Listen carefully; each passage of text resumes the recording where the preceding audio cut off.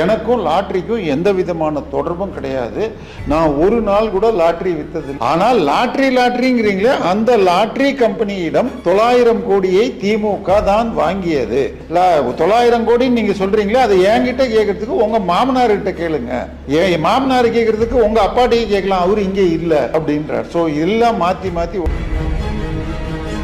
இந்த திருமண குடும்பத்துல சேர்ந்தப்பறம் தான் அவருக்கு சொத்து. அவர் போற கார்ல இருந்து போட்டிருக்கிற ட்ரெஸ் எல்லாமே அந்த லாட்டரி நிறுவனத்தோட தான். அப்போ கூட தொடர்பு இல்லையா? 2023 ஒரே நாள் பிப்ரவரி மாசம் ஒரு 23 பிரைவேட் லிமிடெட் கம்பெனி ஆரம்பிச்சு, அத்தனைக்கும் Daisy Aadhav Arjuna director. Collection, commission, corruption அப்படின்னு சொல்லிட்டு தங்கமணி, ரங்கமணி, வேலுமணி, வீரமணி எல்லாருடைய மணியையும் நான் புடுங்கி அவங்கள ஜெயிலுக்கு அனுப்புவேன்னாரு. ஆனா ஆட்சியில ஒன்றும் பண்ணல. மக்கள் என்ன பண்ணாங்க? முதலமைச்சர் ஸ்டாலின்ங்கிறவரை முன்னாள் எம்எல்ஏ ஸ்டாலின் மாத்திட்டாங்க. கொளத்தூரில் கொத்து பரோட்டா போட்ட மக்கள் பெரம்பூரிலும் அதை செய்ய முடியும். அதனால வழக்கு போட்டு தண்டனை வாங்கி தரணும். iPlusTV, India's #1 QLED TV. Crystal clear picture quality with 3-year replacement warranty. Smart voice, smart entertainment. 4ஆம் துணை நேயர்கள் அனைவருக்கும் வணக்கம். இன்று நம் நிகழ்ச்சியின் சிறப்பு விருந்தினர் அரசியல் விமர்சகர் திரு தேவப்பிரியா அவர்கள் இணைந்துள்ளார். வணக்கம் சார். வணக்கம். நேற்று சட்டமன்றத்துல விவாதம் நடைபெற்றுச்சு. அதுல விவாதம் மக்களுக்காக பண்ணுவாங்கன்னு பார்த்தா மாத்தி மாத்தி திமுகவுடைய ஊழலும் தாவைக்கா செஞ்ச ஊழலும்னு மாத்தி மாத்தி அமைச்சர்கள் பேசினதை நம்ம பார்த்திருப்போம். அதுல முக்கியமா 900 கோடி லாட்ரிக்காக கொடுக்கப்பட்டது, கை மாறியதுன்ற மாதிரி நிறைய விஷயங்கள் வந்துச்சு. இதோட பின்னணி என்ன சார்? இல்ல, அதாவது நேற்றைக்கு ஆக்சுவலா பட்ஜெட்டை பத்தி பேசியிருக்கணும். ஆனால் காலையில கவன ஈர்ப்பு தீர்மானம்னு சொல்லி காவேரி விஷயம்ல மேகதாதுவில் அதற்கு அனைத்து கட்சி கூட்டணும்னு சொல்லி கேட்டு உதயநிதி பண்ணாரு. அதுல அவரு நிறைய டைவர்ட் ஆனாரு. இவங்களும் பேசினாங்க. அதுக்கு நடுவில் என்ன எப்ப பார்த்தாலும் திருட்டு லாட்ரின்றீங்க. எனக்கும் லாட்ரிக்கும் எந்த விதமான தொடர்பும் கிடையாது.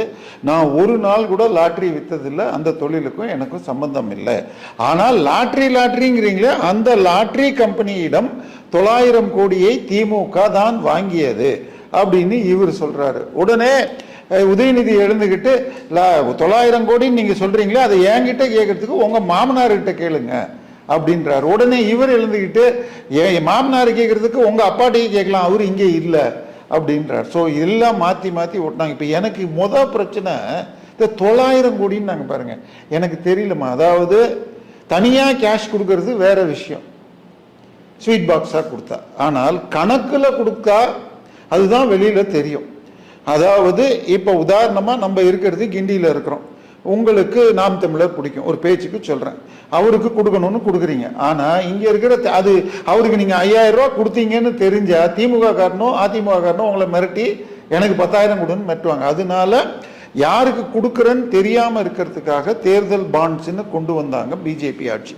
பட் இந்த மாதிரி சீக்கிரசி வைக்கிற தப்புன்னு சொல்லணும்னு ஒன்ன எல்லாரும் என்ன நினைச்சோம்? அதானி, அம்பானி, தமிழ்நாட்டு அதானி, கலாநிதி மாறன் இவங்கெல்லாம் தான் அதிகமாக தேர்தல் பத்திரம் வாங்குவாங்கன்னு பார்த்தா, இந்தியாவிலேயே மிக அதிகமாக தேர்தல் பத்திரம் வாங்கிய கம்பெனி சாண்டியாகோ மார்டினுக்கு சொந்தமான ஃபியூச்சர் கேமிங் 1450 கோடிக்கு பல்வேறு கட்சிக்கு கொடுத்தாங்க. முதல்ல ஹையஸ்ட் கொடுத்தது இது வெஸ்ட் பெங்காலில் இருக்கிற திரிணாமுல் காங்கிரஸ் கட்சிக்கு 539 கோடி, திமுகக்கு 509 கோடி. இப்போ 509 எங்க இருக்கு, 900 எங்க இருக்கு? அந்த 391 கோடி கணக்க ஆதவும் உதயநிதியும் கொடுத்தா நமக்கு இன்னும் கொஞ்சம் நல்லா இருக்கும். இப்ப விஷயம் என்னன்னு சொன்னால், இது முடிஞ்ச உடனே நம்ம அண்ணாச்சி ஏவா வேலு என்ன சொன்னார்? ஒவ்வொரு கட்சியும் தன் பிடித்த கட்சிக்கு கொடுக்கறதுக்கு சட்டத்தில் இடம் இருக்கு. அவங்க கொடுத்தாங்க, நாங்க வாங்கியிருக்கோம். இது 2 பேரும் ஐடியில் காட்டியிருக்கோன்றாங்க.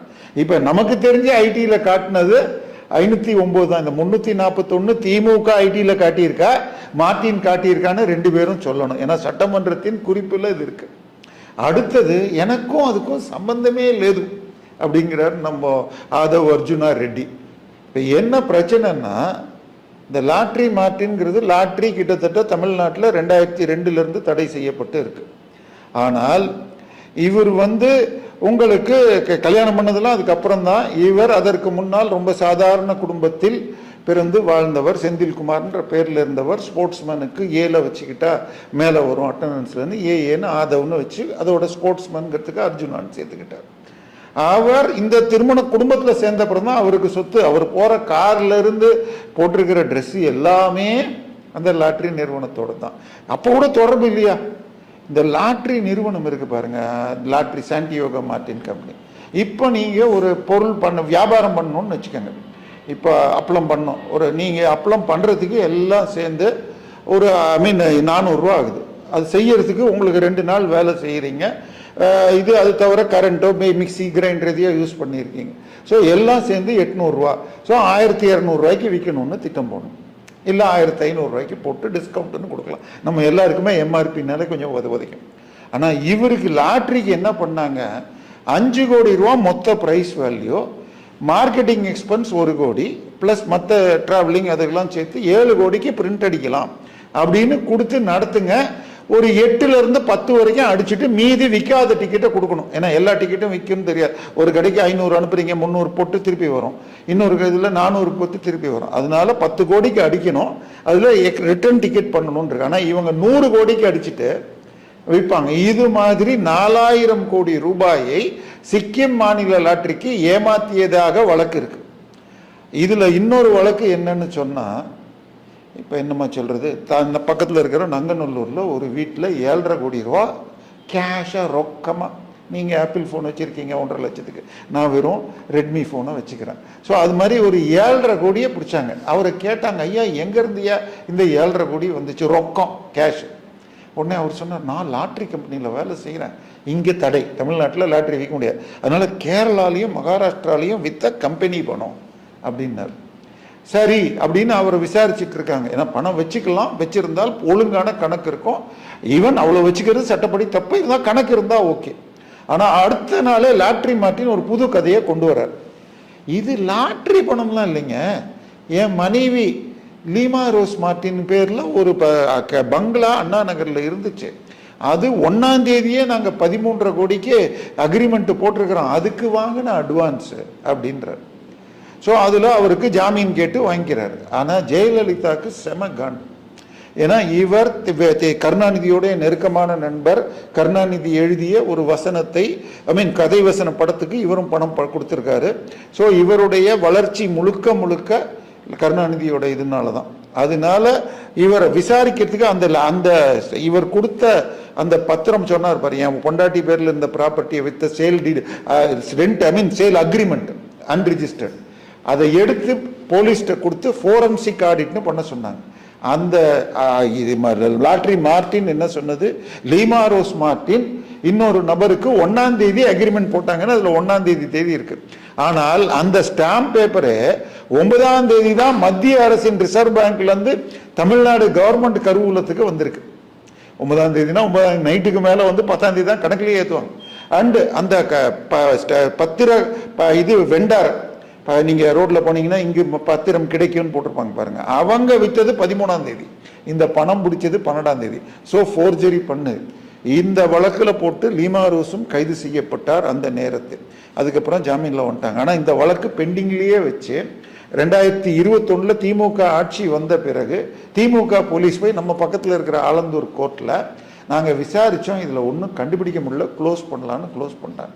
இடி போய் அப்பீலுக்கு போய் இந்த கேஸை ரெஸ்டோர் பண்ணி ஆதவர்ஜுன் ரெட்டி இருக்கிற ஆழ்வார்பேட்டு கஸ்தூரி ரங்கன் ரோடு வீட்டிலெல்லாம் சர்ச் பண்ணி பல விஷயங்கள் பிடிச்சு மேலும் 441 கோடி ரூபாய் அந்த சிக்கிம் கேஸில் இது பண்ணியிருக்காங்க. அந்த சிக்கிம் வழக்கில் A1 சாண்டிகோ மார்டின், A2 அவருடைய company future gaming, A3 Lima Rose Martin, A4 Daisy Aadhavarjun. அப்போ தொடர்பு இல்லைங்கிறது எங்கே இருக்குது?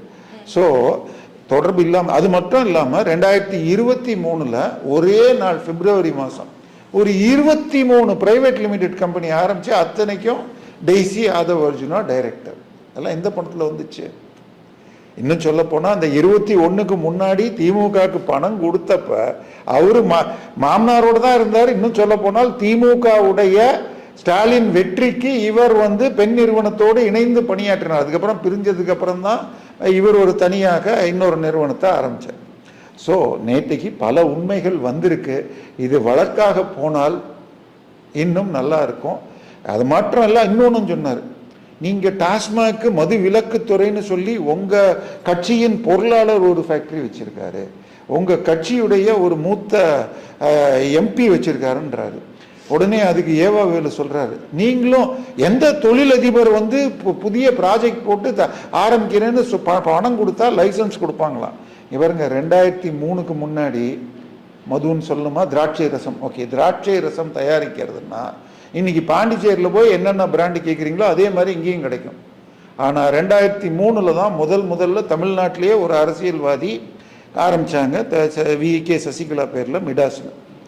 அதன் பிறகு இந்த கருணாநிதி ஆட்சி வந்தது பாருங்க 2006-11, கிட்டத்தட்ட 9 ஃபேக்டரி, எல்லாம் திமுக சுனாமியா என்னமோ ஒன்று கருணாநிதிக்கு நெருக்கமானவர்கள்.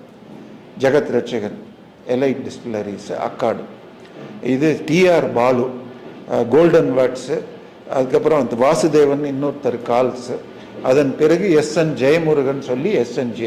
2006-11 காலகட்டத்தில் 4 கம்பெனியில் கொடுத்தாங்க. TR Balu, Jagath Ratchagan, SN Jayamurugan. அந்த SNJனா என்னன்னு கேட்டு சில பேர் சொன்னாங்க ஸ்டாலின் அண்ட் ஜெயமுருகன். அப்படிலாம் இல்லை, ஜெயமுருகன்கிறது அவர் பேர்.